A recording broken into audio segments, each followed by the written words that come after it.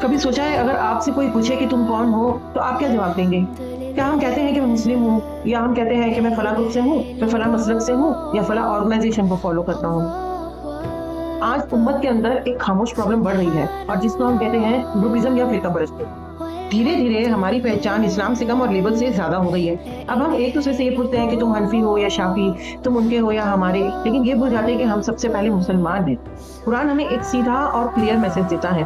اللہ تعالیٰ نے قرآن شریف میں صاف صاف فرما دیا ہے کہ اور سب مل کر اللہ کی رسی کو مضبوطی سے پکڑ لو اور آپس میں تفرق میں مت پڑو۔ سورہ آل عمران کی 3:103 کے اس ورس کو آپ قرآن شریف میں جا کے ترجمہ کو ریفرنس کر سکتے ہیں۔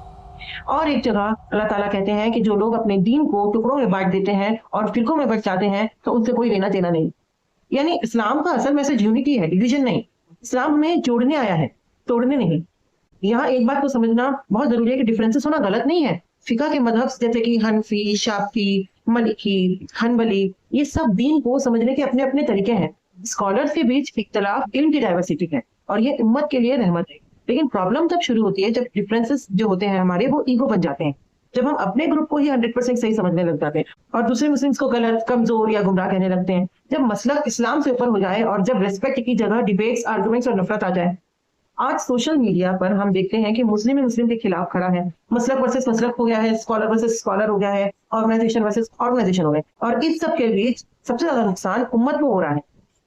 اخلاق کمزور ہو رہے ہیں، یونٹی ٹوٹ رہی ہے اور دعوت کا اثر کم ہوتا جا رہا ہے۔ شیطان کو مسلم کو ہرانا نہیں پڑتا، بس انہیں آپس میں الجھا دو اور وہ خود کمزور ہو جاتے ہیں۔ ایک سچ کو ضرور یاد رکھنا، کوئی گروپ، کوئی لیبل، کوئی آرگنائزیشن ہمیں جنت تک نہیں لے کے جائے گا۔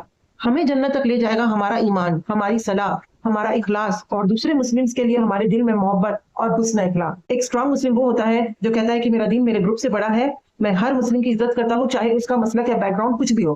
آج ہمیں اپنی آئیڈینٹی سمپل کرنی ہوگی، نہ میں ان کا ہوں، نہ میں ان کا ہوں، میں صرف اللہ کا ہوں اور میں امتی ہوں نبی پاک صلی اللہ تعالیٰ علیہ وسلم کا۔